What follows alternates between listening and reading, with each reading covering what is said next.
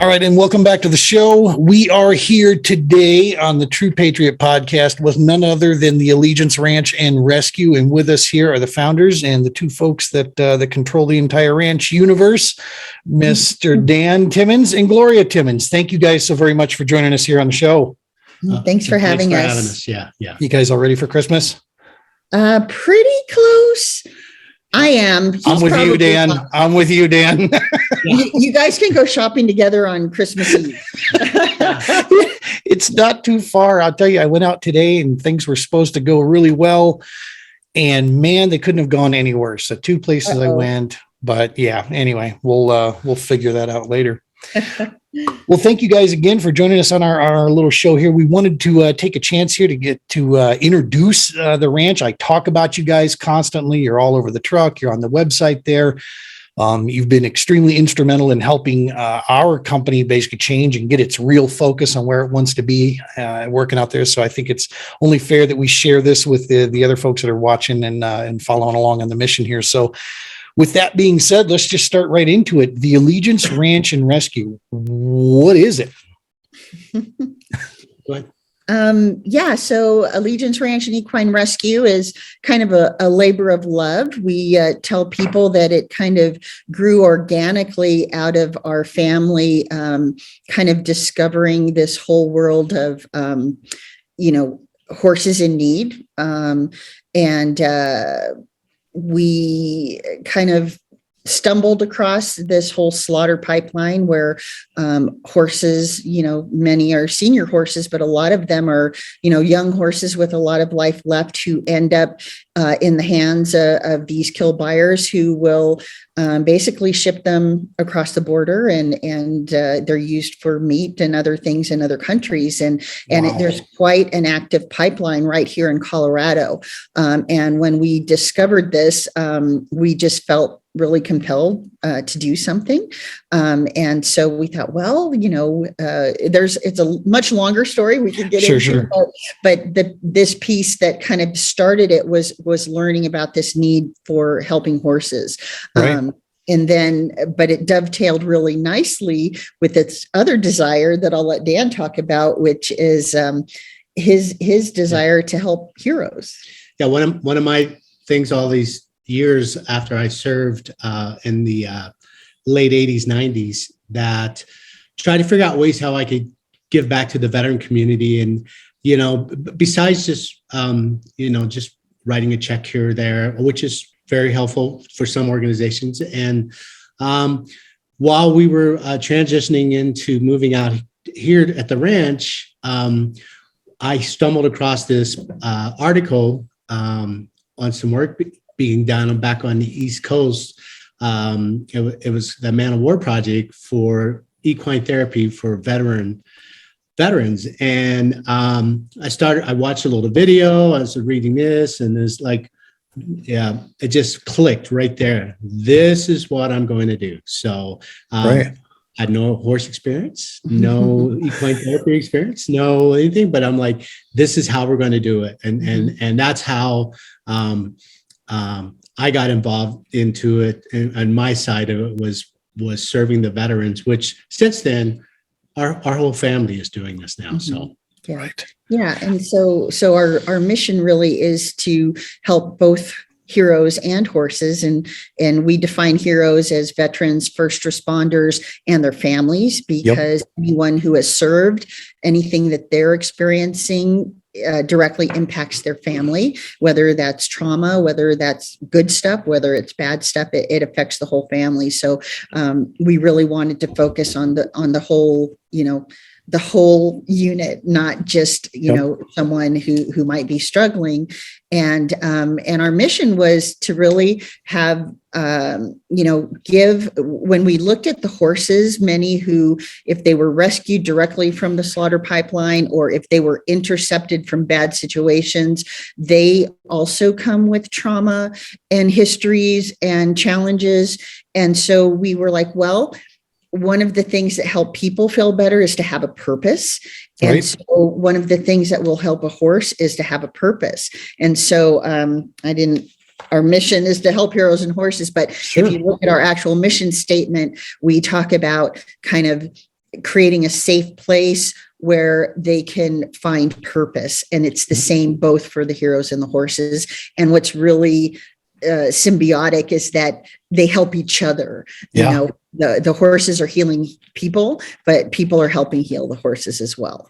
That is so awesome. That is so awesome. And I've had the honor and the privilege to witness this firsthand. After we spoke, and then you invited me to come to the Horsemanship Clinic, and I can, again, one question I had for you real quick before I segue through that, Dan, that article that you were speaking about, roughly give me a ballpark. How long ago was that about the equine therapy? Because it was relatively new back then, right? Exactly. Yeah. 2017. Right. Was when the year we moved into the ranch from suburbia. So right. Yeah. So it's been one of the things I believe that causing it in the beginning not to get enough traction was it didn't involve drugs, it didn't involve prescriptions, it didn't involve this. But I think since that 5 years, we're going on 5 years now being at the ranch. We're close to 2022. That now they realize that the power of the horses with the veterans, and that they are getting and feeling better. So without drug intervention and certain types of therapy. So, well, and I think a powerful piece there too is that we've actually got medical science backing this. There are studies that very creditable, medical institutions across America are starting to, actually pour some money and research into this and see that they may not be able to explain it 100% right now, but they absolutely can see the direct connection between, because it all falls under that recreational ecotherapy piece. Yes. And we're talking about specifically working with vets, first responders, or families when working through PTSD, working anxiety, depression, those type of things. Yeah, man, it's the science. That's what, like I've told you guys this before, the science attracted me to it. But what stamped and changed my entire view was when I witnessed it, when I saw the bond. There's that one picture that I've shared with you guys a couple of times when I watched that one hero. She was standing there during the taking care of the horses segment when we were, they were going over how to groom them and take care of their hooves and such. And there was a little break in the action there, and just watching her just literally kind of zone out with the horse one-on-one. It just took me completely off my feet. I'm like, oh my Lord, that's what we're talking about right there. It's that one little connection. As corny as it sounds, it truly is. It changes everything when you see that. So, and that plays out weekly here. It's stuff. It's events like that we have, I guess, the privilege to witness, but that's very private with us, what's going on. So, but we do witness it on a weekly basis. That's awesome. When they come in and have a bad day, and when they're pulling into the driveway and when they're pulling out, you can see a difference. A big difference, right? I think another key point here that I want our listeners to really understand too is the Romans Warrior Foundation is very similar to this. They believe in this very same philosophy that you folks do as well, which is the support system, the importance, to work with the entire family. When I see those pictures go up online with the veterans or first responder kids, when those kids are on the horses and getting a chance to be out there, we all know as parents, man, when you see your kids light up about something, what that does for you, inside. So it's just so huge and so impactful. It truly is something that if folks haven't seen it, they need to check you guys out for sure. And we'll continue to throw the website up here and all the social media channels. So definitely go check them out. Give them a like there. And this next question is kind of for both of you guys, whoever wants to. What would you say that if we had to put one or two items down as a goal for the ranch, what would that be? What would that look like? I know it's kind of a tricky question, but since it's so huge, but. What, short term first, or kind of? Yeah, whatever. You go ahead. ahead. No, you go ahead. Short term. I'm looking out is we believe, Gloria and I and Allegiance and our board believe helping your community. Mhm. And one of the things that would help us help the community more is we've looked at building, for lack of a better word, which definitely some branding coming on this. Want to build a veteran tech meeting room, and what that room would be for when I say room, it's a building. Right. And that is a place where one is our volunteers can go in foul weather, not too bad weather in Colorado right now, but when it's -5 degrees, we like warming our volunteers up. But the other part of that too is no matter how bad the weather is, whatever, if a veteran needs to be here talking to another veteran or getting therapy with whoever their therapist is, we want to facilitate that. And right. We want to have that meeting room. So that is like something very, very short term. I want to say within the next year that we would like to partner with a corporation business, somebody to build this, because it's not for only for us. It's for the community. It's for the community says, hey, I have 10 people tonight that needs to do a meeting. It could be an AA meeting. I don't know what it is, right? Right. At this point, Build It people will come, is that they have a place to go.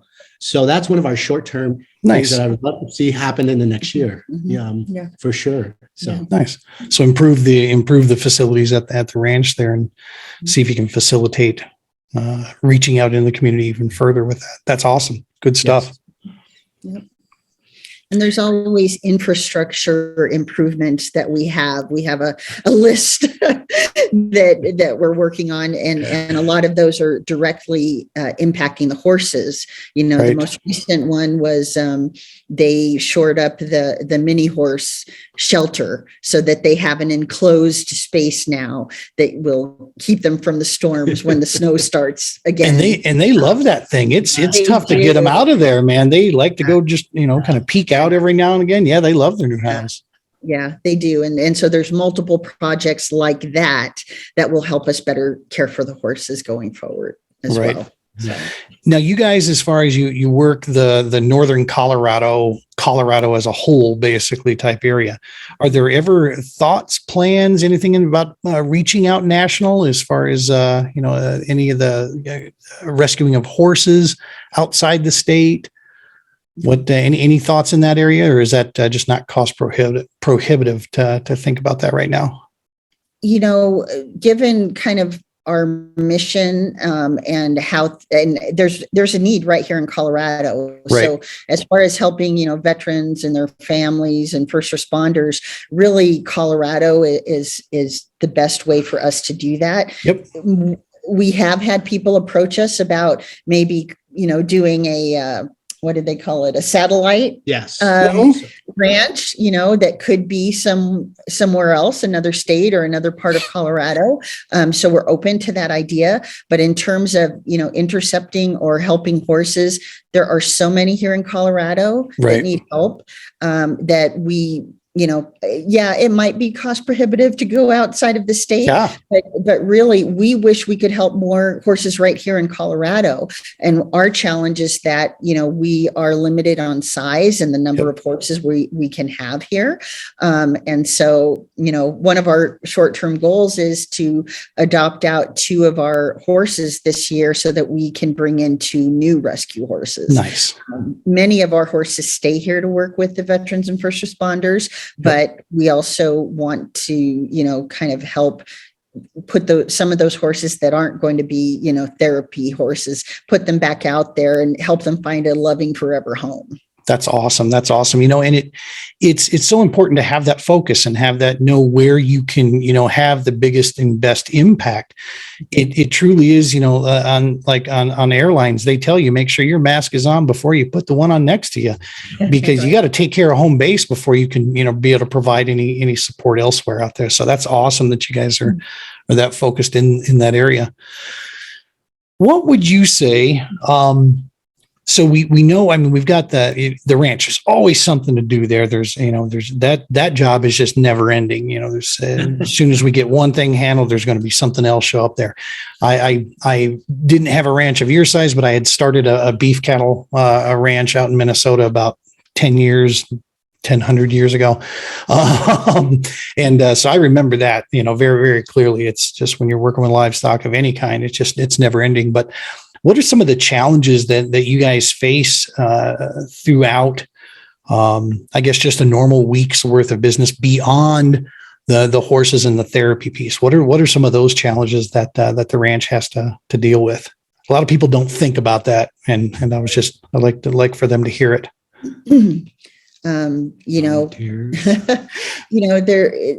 I think it all ultimately boils down to time and money. Yeah. We, as a young nonprofit, we feel really fortunate that we've done as well as we've done to be able to still be here. Many nonprofits fail within the first 5 years, but we've been able to, we have heavily subsidized the ranch the first 2 years, and the last 2 years we've been able to not do as much, which is because we've had wonderful people come alongside and support, and we need that to continue. And the reason I mention that is because the two of us, and we have one part-time ranch hand that I'll speak of, but Dan and I really are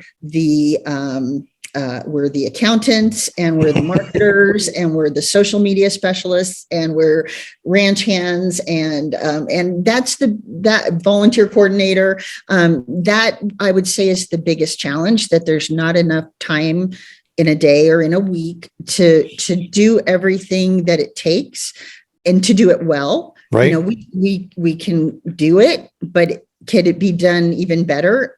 For sure. And I think we would love to be in a place at some point. I can't put a timeline on it. Sure. Sooner would be better, but where we could actually hire, people to help with, some of those kinds of things. You've run a business, Yes, ma'am. It's marketing. It's never ending. The hats that you got to wear. Yeah. Right. So I would say, and you feel free to jump in, but this isn't my full-time job, and it hasn't been Dan's full-time job. So running the ranch and wearing all the different hats I would say that's the biggest challenge. But I have to say we are so blessed with an amazing community of volunteers who, if they weren't here, we would have thrown in the towel 3 years ago, because we couldn't do it by ourselves. And we have a very engaged board of directors. It's a small but mighty board, and they help as much as they can. But but as far as the business functions, it really falls on our shoulders. And so I would say that's the biggest challenge in my mind. Well, yeah, challenge in your when you wake up in the morning and when you go to bed at night, the thoughts are, how do we keep going? How do we keep the ranch going? Mm-hmm.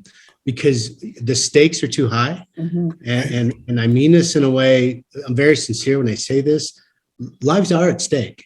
Yes, sir. Horses and people. So we are now at the point where it's too big to fail, but we still have to keep growing. And we still have to keep grinding and pushing.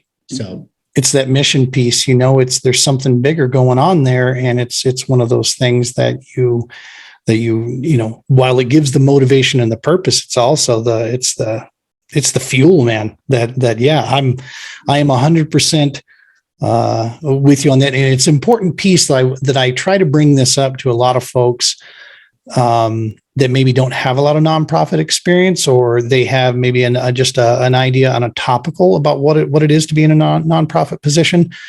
It's important that these folks understand, and out there, everybody understands this is a business. Mm-hmm. And I can tell you, it's a business with even more sets of special rules that you're allowed. We had considered at the JC Fishing side, we had considered looking at the nonprofit side there for a while. two reasons. Number one, no, I didn't want someone to tell me where I could maneuver things around. That was the first thing. But number two, probably more importantly, was the fact that I didn't want to be in direct competition for monies with the people that I'm trying to serve. You know what I mean? It didn't make any sense. But it is absolutely a business. And I'll tell you, I'd rather have my readers thrown out my truck at 70 mile an hour than do accounting. Oh my gosh. I mean, software is fine, but I have no tolerance for it. Putting in receipts left and right. Yeah, there's a week coming up where I'm just going to be dreading that are cracking into grandpa's cough medicine there to help me get through it there. Well, come on over and shovel if you need a little break. You know I'll be there. So that's awesome stuff.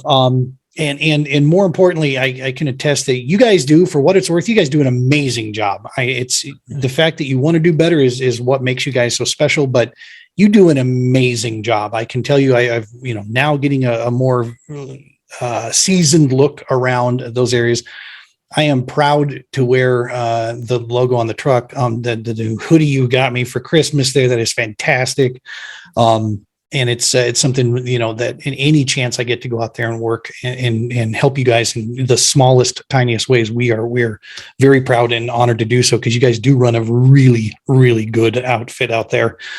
And you have some really dedicated volunteers. I mean, you have there's an allegiance army, Yes. of these folks. Yeah. No, we're mostly grateful for the people who've come alongside and who really believe in the mission and who want to make it happen. And, key people who, like I said, we wouldn't have been able to continue without them. Yeah. And before we get to the next segment here, where we talk about some goals for 2022 specifically, there was one other piece that I was just thinking about the other day, as I was going through some inventory for the store, and my brain was thinking there, one of the really cool things is that even if we have, say, some folks where, and I don't mean this in any derogatory way whatsoever, it's just we all have our focuses in the world. But let's say you got some folks that their primary concern is that of horse welfare. Mm-hmm. That's their drive. Mm-hmm. Other factors out there, well, while they may believe in them, maybe don't, charge them. But then you've got another section of folks out there where veteran support is what drives them. Mm-hmm. And sure, animal welfare sounds great, but maybe it's not the thing that grabs them. That's one of the brilliant aspects, I think, of the ranch, is that without them even knowing it, man, they're blending right together in such a symbiotic, working relationship there that everybody benefits from that. So you can, you've captured a pair of passions out there, many passions out there, and just, that I noticed that one of the first days I was out there going, oh, wow, clearly that is a horse person who's been around horses their entire life. Yeah. I don't know if they have any connection to the veteran community or not, but whether they realize it or not, man, look at the work they're doing out here, So yeah, that was super, super cool to see that. So let's talk next season, 2022, big year for a lot of folks, for the ranch. What are, do you guys have anything in mind that is specific? Because we talked one about improvements to the community or to the buildings there. See if we can do there. Any other special events that are locked in for 2022, or what are we looking at next year? Yeah. So we are, for the first time, will be representing Allegiance Ranch at the National Western Stock Show. Nice. That's a really big deal for us. Mm-hmm. One of our amazing volunteers fronted the fees for us to be able to do that. That's awesome. It had been cost prohibitive to us in the past, and he stepped forward and said, well, why aren't you doing this? And money? Okay, let me help. So that's great. So we're really, blessed that he did that. And so we are going to be there. The dates are January 8th through the 23rd. And the Allegiance Ranch booth will be in the event center, where they host, a lot of the specific horse events. Mm-hmm. not where the rodeo is, but where they do some of the smaller local events. And so we encourage people to come out and check out the stock show, but specifically look for us because we'll be, sharing information about our mission. We'll be selling our merchandise. Dan will have a variety of handmade wooden flags there. Nice. And it's just a great opportunity for us to get the word out to a whole audience that maybe have never heard of us. Absolutely. And it's not even just about getting people to hear about us, but one of our big goals, I would say, is we want more veterans. We want more veterans. We want more first responders, and we want their families. I'm happiest when I see veterans, first responders, and families out here using the ranch, whether it's a clinic, whether they're just out here doing lessons, whether they're just spending time. That's what this place is for. And so if we can get more people here, that would be just the greatest thing ever. That's awesome. So the stock show is a big deal.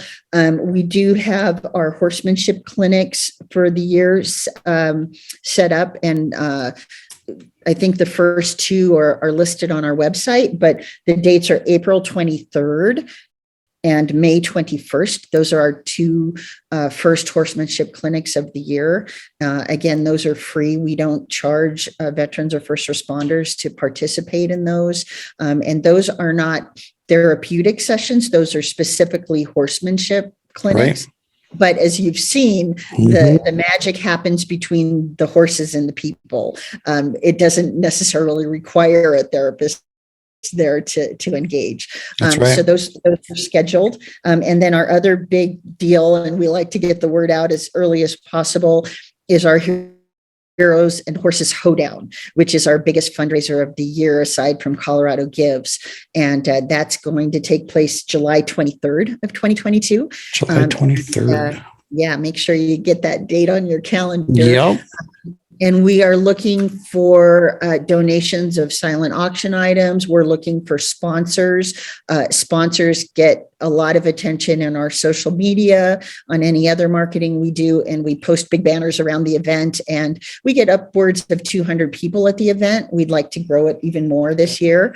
It was awesome this last year. That was my first real, introduction to you guys. I kind of went through the crowd there, throwing my elevator speech around to anybody that would listen to me, and had a chance. Yeah, we had some dinner there, my family and I, and that was awesome. That was super cool.